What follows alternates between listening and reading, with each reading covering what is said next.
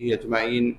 اشہد ان لا الہ الا اللہ وحدہ لا شریک لہ واشہد ان محمدا عبدہ ورسولہ اما بعد۔ نبی مکرم صلی اللہ علیہ وآلہ وسلم کی نماز کے بارے میں گفتگو ہو رہی ہے۔ اللہ کا احسان ہے کہ آپ صلی اللہ علیہ وآلہ وسلم کی نماز ہو یا دین کا کوئی بھی پہلو ہو وہ محفوظ ہے، جس طرح قرآن مجید محفوظ ہے، قیامت تک محفوظ رہے گا، اسی طرح نبی کریم صلی اللہ علیہ وآلہ وسلم کی ہر بات، ہر قول، ہر حدیث، چاہے وہ دین کے کسی بھی پہلو کے متعلق ہو، اللہ کا احسان ہے کہ وہ بھی محفوظ ہے، اور محدثین نے بڑی محنت کے ساتھ تمام احادیث کو جمع کیا ہے۔ ہم جانتے ہیں کہ امام بخاری کی کتاب ہو یا کوئی بھی کسی بھی محدث کی، امام مسلم کی، ابو داؤد کی، یا کوئی بھی کتاب ہو، سب کے اندر رسول اللہ صلی اللہ علیہ وآلہ وسلم کی نماز کا طریقہ بھی، روزے کے متعلق بھی، زکوٰۃ کے متعلق بھی، حج کے متعلق بھی، کاروبار کے متعلق بھی، اخلاقیات کے متعلق تمام چیزوں میں جس کی ضرورت ہوتی ہے، جس کی ہمیں ضرورت ہے، اس کے متعلق آگہی موجود ہے۔ تو بات ہو رہی تھی کہ رسول اللہ صلی اللہ علیہ وآلہ وسلم آپ نماز کے اندر جو قراءت فرماتے تھے، جو قرآن مجید کا حصہ پڑھا کرتے تھے، چاہے وہ فرض نماز ہو، فجر، ظہر، عصر، مغرب، عشاء ہو، یا کوئی نفلی یا سنت کوئی نماز ہو، اس کی بھی تفصیل موجود ہے۔ میں نے آپ سے گزارش کی تھی کہ مغرب کی جو رکعت ہیں، 2 رکعت سنت جو ہے، اس میں عبداللہ بن عمر رضی اللہ تعالی عنہ فرماتے ہیں کہ میں نے 20 سے زائد مرتبہ سنا ہے، آپ صلی اللہ علیہ وسلم کو دیکھا ہے کہ آپ نے پہلی رکعت میں سورۃ الکافرون اور دوسری رکعت میں سورۃ الاخلاص کی تلاوت کی۔ اسی طرح فجر کے اندر بھی آپ صلی اللہ علیہ وسلم کی عادت مبارکہ یہ ہوتی کہ آپ کم از کم ایسی صورتوں کی تلاوت فرمایا کرتے تھے جو المفصل، یعنی کہ سورۃ القاف، قرآن مجید کا جو ہے وہ اس کے 3 حصے کیے گئے ہیں صورتوں کے اعتبار سے۔ جو پہلا حصہ ہے جس کی 7 صورتیں ہیں اسے طوال کہا جاتا ہے، اسی طرح آخر کا جو حصہ ہے اسے مفصل کہا جاتا ہے، اس کے بھی 3 حصے ہیں۔ تو آپ صلی اللہ علیہ وسلم سورۃ القاف، قاف والقرآن المجید، یہ بھی پڑھی آپ نے فجر میں، سورۃ الطور کی بھی تلاوت کی آپ نے، مغرب میں آپ نے ایک مرتبہ سورۃ الطور بھی پڑھی، سورۃ المرسلات بھی پڑھی، اور آپ سے ثابت ہے کہ آپ نے سورۃ الاعراف جو کہ بہت طویل سورت ہے وہ بھی پڑھی۔ اور فجر میں اگرچہ آپ صلی اللہ علیہ وآلہ وسلم طویل آیات اس کی تلاوت فرمایا کرتے تھے، لیکن کبھی ایسا ہوتا کہ آپ مختصر صورتیں بھی پڑھا کرتے تھے۔ مثلا ایک مرتبہ ثابت ہے، ایک صحابی فرماتے ہیں کہ میں نے فجر کی نماز پڑھی اللہ کے رسول صلی اللہ علیہ وآلہ وسلم کے ساتھ، تو میں نے سنا کہ پہلی رکعت میں اور دوسری رکعت میں دونوں میں ہی آپ نے سورہ زلزال کی تلاوت کی، اذا زلزلت الارض زلزالہا۔ صحابی کہتے ہیں کہ مجھے نہیں معلوم کہ دوسری رکعت میں آپ نے بھول کر کیا ایسا یا جان بوجھ کر کیا۔ اور یہ بھی ثابت ہے کہ آپ صلی اللہ علیہ وآلہ وسلم نے ایک مرتبہ سفر میں تھے، آپ نے فجر کی نماز پڑھائی، اور پہلی رکعت میں آپ نے سورۃ الفلق، قل اعوذ برب الفلق پڑھی، اور دوسری رکعت میں آپ نے سورۃ ناس، قل اعوذ برب الناس پڑھی۔ جو صبح کی سنت ہے اس میں تو آپ جانتے ہیں کہ ہم سب جانتے ہیں کہ آپ صلی اللہ علیہ وآلہ وسلم بہت ہی مختصر تلاوت کیا کرتے تھے۔ سورۃ الکافرون پڑھتے ہیں پہلی رکعت میں، اور دوسری رکعت میں سورہ اخلاص پڑھا کرتے تھے۔ لیکن یہ بھی ثابت ہے کہ آپ نے ایک مرتبہ سورہ آل عمران کی ایک آیت پڑھی صبح کی سنت میں، قولوا آمنا باللہ وما انزل الینا وما انزل الیکم سے لے کر آخر تک، اور قل یا اہل الکتاب دوسری رکعت میں، قل یا اہل الکتاب تعالوا الی کلمۃ سواء بیننا وبینکم، یہ ایک آیت پڑھی آپ نے۔ اور ایک مرتبہ ایسا بھی ہوا کہ آپ نے ایک آیت پڑھی، فلما احس عیسی منہم الکفر قال من انصاری الی اللہ۔ تو یہ تفصیل ہے جو آپ صلی اللہ علیہ وآلہ وسلم سے ثابت ہے، جو کہ آپ اس کا مطالعہ کر سکتے ہیں، پڑھ سکتے ہیں، پوچھ سکتے ہیں کہ کون سی نماز میں آپ صلی اللہ علیہ وسلم، اور پھر آپ صلی اللہ علیہ وآلہ وسلم کیسے پڑھتے تھے۔ ہماری جو عادت ہے کہ ہم اکثر خاموشی کے ساتھ پڑھتے ہیں سنتیں اور نفل بھی، یہ بات صحیح ہے، ایسا کرنا چاہیے، لیکن آپ صلی اللہ علیہ وسلم سے ثابت ہے کہ کبھی آپ تھوڑا سا اپنی آواز کو بلند کر لیتے، مطلب اتنا بلند کر لیتے کہ حدیث میں لکھا ہوا ہے کہ دوسرا کمرہ جو ہے صحن میں آپ کی تلاوت کی آواز سنی جاتی، یا پھر ام ہانی جو کہ آپ کے پڑوس میں علی رضی اللہ تعالیٰ عنہ کا گھر بھی تھا، ام ہانی جو ہے وہ آپ کی ہمشیرہ تھیں علی رضی اللہ تعالیٰ عنہ کی، وہ فرماتی ہیں کہ میں نے سنا ہے اپنے گھر میں کہ رسول اللہ صلی اللہ علیہ وآلہ وسلم نے قیام اللیل میں قرآن پڑھا اور میں سن رہی ہوتی تھی، تو کبھی اپنی آواز کو بلند کر لینا، بہت زیادہ بلند نہیں کرنی چاہیے، خاص طور پر اس وقت اگر مسجد میں کوئی اور بھی نماز پڑھ رہا ہو، اس وقت تو خیال کرنا چاہیے اس کا کہ اپنی آواز کو بلند نہ کیا جائے، لیکن اگر آپ اپنے گھر میں ہوں یا کہیں ایسی جگہ پر ہوں جہاں پر آپ اکیلے ہیں تو آپ اپنی آواز کو بلند کر سکتے ہیں، اور کم از کم میں نے آپ سے یہ گزارش کی تھی کہ اپنی نماز میں ایسا کرنا ضروری ہے، واجب ہے کہ آپ جب قرآن پڑھیں تو آپ کے ہونٹ جو ہیں وہ ہلنے چاہیے۔ اگر کوئی نماز پڑھتا ہے اور نماز میں جو ہے وہ کھڑا ہو جائے، دل میں وہ کہتا ہے کہ میں پڑھ رہا ہوں لیکن اس کے ہونٹ بھی نہیں ہل رہے اور وہ یہ سمجھ رہا ہے کہ میں دل میں پڑھتا ہوں اور میں سن رہا ہوں، یہ صحیح نہیں۔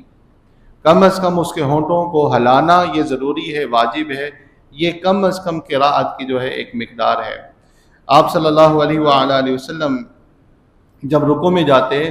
تو آپ اسی طرح رفع الیدین فرمایا کرتے تھے، جس طرح آپ نے تکبیر تحریمہ میں اپنے دونوں ہاتھوں کو اپنے کندھوں تک یا اس کے اوپر تک اٹھایا۔ اور جیسے کہ میں نے پہلے بھی اس کے بارے میں آپ سے گزارش کی ہے کہ بہت سارے صحابہ، کم و بیش 20 صحابہ سے آپ صلی اللہ علیہ وآلہ وسلم کی یہ سنت، آپ کا یہ فعل ثابت ہے، جس میں ابو بکر، عمر اور عثمان، علی اور عبداللہ بن عمر اور دیگر بہت سارے صحابہ ہیں جنہوں نے جب نماز جو ہے وہ اللہ کے رسول صلی اللہ علیہ وسلم کی بیان کرتے ہیں تو فرماتے ہیں کہ آپ صلی اللہ علیہ وآلہ وسلم جب رکوع میں جاتے، جب آپ اپنے ہاتھوں کو، دونوں ہاتھوں کو کندھوں تک اٹھاتے اور پھر آپ رکوع میں جایا کرتے، اس لیے یہ سنت ہے۔ اس کے بارے میں یہ بات بھی صحیح ہے کہ عبداللہ بن عمر رضی اللہ تعالی عنہ مسجد کے اندر اگر کوئی رفع الیدین کرتے وقت سستی کرتا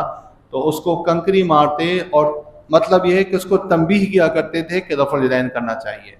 اور یہ بھی صحیح سند سے ثابت ہے، عقبہ بن عامر رضی اللہ تعالیٰ عنہ، جیسے کہ شیخ البانی نے اپنی کتاب الصحیحہ کے اندر اس حدیث کو ذکر کیا اور اس کی تخریج بھی کی ہے کہ وہ فرماتے ہیں کہ نماز کے اندر ہر اشارے کے بدلے انہوں نے ایک انگلی کا ایک اشارہ بتلایا ہے اور سمجھایا ہے، ہر اشارے کے بدلے 10 نیکیاں ملتی ہیں۔ تو جو لوگ اس سنت کے اوپر عمل کرتے ہیں، ایک تو اللہ کے رسول صلی اللہ علیہ وسلم کی سنت ہے، اور دوسرا یہ ہے کہ اس سے نیکیوں میں اضافہ ہے، اور آپ صلی اللہ علیہ وآلہ وسلم نے یہ بھی فرمایا کہ جیسے مجھے دیکھو نماز پڑھتے ہوئے ایسے ہی نماز پڑھو۔ تو آپ صلی اللہ علیہ وآلہ وسلم رفع الیدین کرتے ہوئے رکوع فرماتے تھے۔ رکوع میں اس سے پہلے کہ رکوع میں آپ کو یہ بتلاتا ہوں کہ رکوع کیسے کرنا ہے، ایک اور بات جو عمومی طور پر کہی جاتی ہے رفع الیدین کے متعلق، 2 باتیں یا 3 باتیں کہی جاتی ہیں جو ہمارے ساتھی ہیں، دوست جو رفع الیدین نہیں کرتے یا وہ یہ کہتے ہیں کہ نہیں کرنا چاہیے، تو وہ آخر کوئی تو بات ہے ان کے ذہن میں یا کوئی دلیل تو ہے جو وہ یہ کہتے ہیں۔ ایک دلیل تو وہ یہ کہتے ہیں کہ عبداللہ بن مسعود رضی اللہ تعالی عنہ کی ایک روایت ہے، ابو داؤد کے اندر بھی ہے، کہ انہوں نے ایک مرتبہ نماز پڑھی اور نماز میں پہلی مرتبہ ہاتھ اٹھائے اور پھر ہاتھ نہیں اٹھائے۔ یہ ایک روایت ہے،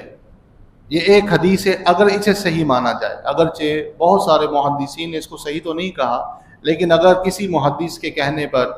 یہ کہا جائے کہ یہ ایک روایت، ایک عبداللہ بن مسعود رضی اللہ تعالیٰ عنہ کی روایت کی وجہ سے